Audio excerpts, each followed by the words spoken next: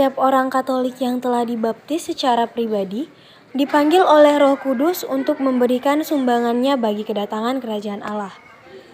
Dalam keadaan sebagai awam, ada berbagai ragam panggilan atau jalan spiritual dan kerasulan yang berbeda, yang ditempuh baik oleh masing-masing orang maupun kelompok. Dalam panggilan umum, kaum awam ada panggilan-panggilan khusus.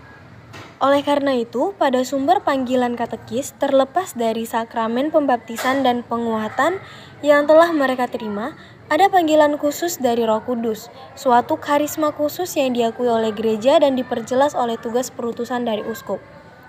Calon katekis perlu menyadari makna adikodrati dan gerejawi dari panggilan ini, sehingga ia bisa menjawab seperti putra Allah, sungguh aku datang dalam Ibrani 10 ayat 7, atau seperti sang nabi, ini aku utuslah aku dalam Yesaya 6 ayat 8.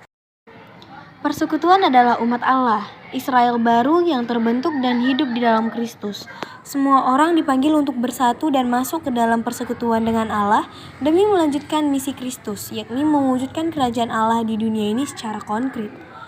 Dokumen Konsili Vatikan II menjelaskan bahwa persekutuan merupakan orang-orang yang bersatu dengan Allah dan sesama. Seorang ketua lingkungan merupakan seorang anggota atau warga umat yang diangkat menjadi ketua lingkungan resmi gerejani dan menduduki jabatan ketua lingkungan. Ketua lingkungan melanjutkan tugas pelayanan pamongkring sebagai pamong atau memelihara umat atau jemaat di lingkungannya. Tugas utama ketua lingkungan adalah mempersatukan jemaat di lingkungan yang bersangkutan dan mengkoordinasikan aktivitas pelayanan pastoral di lingkungannya. Untuk menjadi ketua lingkungan, anggota lingkungan dipilih dan diusulkan oleh umat lingkungan, diajukan dan disetujui oleh dewan paroki, ditetapkan oleh uskup melalui surat keputusan dan dilantik oleh pastor paroki melalui upacara gerejani. Sebagai pemimpin, ketua lingkungan memiliki wewenang, kekuasaan, dan pengaruh. Dalam pembahasan spiritualitas, pelayanan murah hati, kita melihat bahwa menjadi pengurus lingkungan sama sekali tidak ada bayarannya. Oleh karena itu, bila menjadi pengurus lingkungan dengan motivasi mendapatkan keuntungan, niscaya kita akan kecewa. Pola pikir kita harus dibalik. Kita melayani umat lingkungan bukan supaya kita mendapatkan berkat, melainkan kita mau melayani umat karena sudah menerima berkat dari Tuhan. Pelayanan kita merupakan ungkapan syukur atas berkat yang Tuhan limpahkan kepada diri dan keluarga kita masing-masing. Pengurus lingkungan adalah yang pertama, menumbuh kembangkan persekutuan karya pewartaan kehidupan liturgis, kesaksian hidup dan pelayanan Kristiani umat lingkungan di tengah-tengah masyarakat sekitarnya, baik melalui komunitas basis gerejawi maupun komunitas basis insani. Yang kedua, merencanakan dan memimpin kegiatan umat lingkungan sebagai keputusan dan kebijakan Dewan Pastoral Paroki. Yang ketiga, menampung dan menyalurkan masalah-masalah yang ada dalam lingkungannya kepada Dewan Pastoral Paroki atau Pastor Paroki. Yang keempat, mengatur pertemuan-pertemuan lingkungan. Yang kelima, melakukan kunjungan terhadap warga lingkungan. Keenam, mengadakan registrasi lingkungan. Tugas dari pengurus lingkungan. Yang pertama, ketua lingkungan bertanggung jawab atas terjadinya pertemuan-pertemuan lingkungan, memelihara dan mengembangkan semangat persaudaraan dan kesatuan umat lingkungan, memimpin rapat lingkungan, mengadakan dan memimpin kegiatan umat lingkungan, memberi rekomendasi dan surat keterangan bagi warga lingkungan yang membutuhkan, mewakili lingkungan dalam rapat Dewan Pastoral Paroki, menampung dan menyalurkan usulan umat lingkungan kepada Dewan Pastoral Paroki atau Pastor Paroki, menjalin komunikasi dengan Pastor Paroki berkaitan dengan reksa pastoral umat di lingkungan, melakukan evaluasi secara berjangka atas program kerja yang sudah ditentukan, membuat laporan pertanggungjawaban keuangan lingkungan pada masa akhir jabatannya, bekerja sama dengan semua anggota pengurus mempersiapkan penggantian pengurus baru jika masa pengurusannya telah selesai. Tetap memberikan bantuan pendampingan kepada pengurus baru baik dalam hal informasi maupun sumbangan pemikiran dan melaksanakan tugas lain yang diberikan. Yang kedua, sekretaris. Tugas dari sekretaris adalah mengurus administrasi dan surat menyurat lingkungan, mencatat notulen rapat pengurus lingkungan, mewakili apabila wakil ketua atau ketua berhalangan, bersama ketua mengadakan registrasi dan pendataan umat lingkungan serta setiap tahun melaporkannya kepada Dewan Pastoral Paroki. Yang ketiga, bendahara. Tugas dari bendahara adalah menghimpun dan mengelola keuangan lingkungan, menyusun laporan keuangan lingkungan, mengumpulkan dana rutin dari iuran anggota umat ataupun melakukan usaha-usaha pencarian dana lainnya untuk keperluan kegiatan lingkungan. Bekerja sama dengan seksi sosial mengumpulkan dana APP, aksi Natal, BKSN, dan kegiatan ibadat lainnya. Keempat, seksi liturgi. Tugas dari seksi liturgi adalah mempersiapkan perlengkapan doa dan liturgi di lingkungan. Bersama ketua menyusun jadwal doa rutin lingkungan dan para petugasnya bekerja sama dengan pemimpin kor lingkungan. Bertanggung jawab atas tugas-tugas liturgi lingkungan di gereja paroki. Merencanakan dan mengkoordinir kegiatan-kegiatan perayaan misa lingkungan, misa arwah atau ibadat kematian, pemberkatan rumah, ibadat rosario, ataupun kegiatan-kegiatan lainnya yang bertujuan membangun pertumbuhan iman umat. Menetapkan dan menghubungi romo ataupun pewartaan atau pemandu yang akan bertugas dalam kegiatan tersebut. Memimpin ibadat lingkungan, menetapkan jam, hari, dan tempat pertemuan serta menginformasikan kepada sekretaris yang dibuatkan undangannya. Mengkoordinir tugas-tugas talaksana dan tugas kor jika mendapat tugas dari paroki. Yang kelima, ada seksi sosial.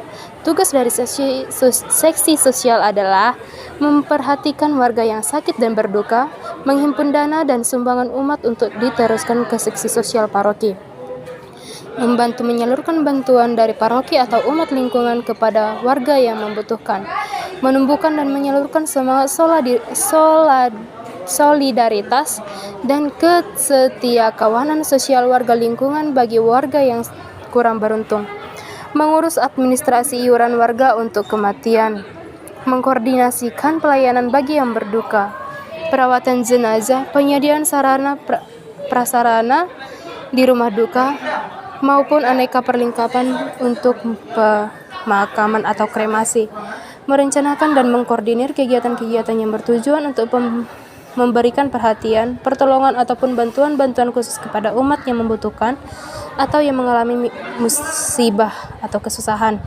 merencanakan atau mengkoordinir kegiatan bakti sosial jika ada, menghubungi prodiakon jika ada umat yang membutuhkan komuni di rumah akibat sakit ataupun di rumah sakit yang sudah berusia lanjut, membantu panitia APP tingkat paroki, seksi sosial paroki dalam sosialisasi dan pengumpulan dana APP aksi Natal. Jika ada umat yang mengalami musibah atau yang membutuhkan pertolongan, maka seksi sosial lingkungan dapat mengkoordinir umat dengan sepengetahuan ketua lingkungan untuk mengumpulkan dana dan memberikan bantuannya. Jika dalam hal ini masih dirasakan kurang, maka seksi sosial lingkungan dapat menghubungi seksi sosial tingkat paroki dalam hal permohonan bantuan ke seksi sosial paroki. Maka seksi sosial lingkungan perlu memberikan surat pengantar kepada umat yang bersangkutan dan mendampingi umat tersebut saat bertemu dengan seksi sosial paroki. Prosedur dan syarat-syarat dapat ditanyakan kepada seksi sosial paroki. Yang keenam, seksi kerasulan keluarga memberikan tugas atau memberikan bantuan kepada keluarga-keluarga yang karena sesuatu hal membutuhkan bantuan konselor keluarga dengan menghubungi konselor keluarga yang ada di tingkat paroki dalam SKK. Bekerja sama dengan seksi liturgi membuat kegiatan-kegiatan dengan tema yang bertujuan membangun keluarga Katolik yang semakin membaik. Sekian dan terima kasih.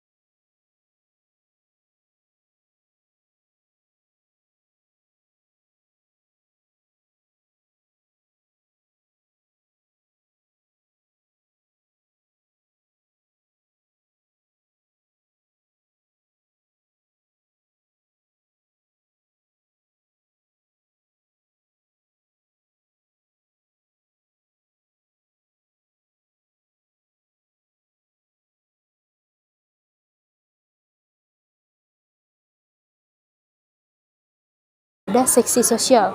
Tugas dari seksi sosial adalah memperhatikan warga yang sakit dan berduka, menghimpun dana dan sumbangan umat untuk diteruskan ke seksi sosial paroki, membantu menyalurkan bantuan dari paroki atau umat lingkungan kepada warga yang membutuhkan, menumbuhkan dan menyalurkan semangat solidaritas dan kesetiakawanan sosial warga lingkungan bagi warga yang kurang beruntung, mengurus administrasi iuran warga untuk kematian, mengkoordinasikan pelayanan bagi yang berduka, perawatan jenazah, penyediaan sarana prasarana di rumah duka, maupun aneka perlengkapan untuk pemakaman atau kremasi, merencanakan dan mengkoordinir kegiatan-kegiatan yang bertujuan untuk memberikan perhatian, pertolongan ataupun bantuan-bantuan khusus kepada umat yang membutuhkan atau yang mengalami musibah atau kesusahan, merencanakan atau mengkoordinir kegiatan bakti sosial jika ada, menghubungi prodiakon jika ada umat yang membutuhkan komuni di rumah akibat sakit ataupun di rumah sakit yang sudah berusia lanjut, membantu panitia APP tingkat paroki, seksi sosial paroki dalam sosialisasi dan pengumpulan dana APP aksi Natal. Jika ada umat yang mengalami musibah atau yang membutuhkan pertolongan, maka seksi sosial lingkungan dapat mengkoordinir umat dengan sepengetahuan ketua lingkungan untuk mengumpulkan dana dan memberikan bantuannya.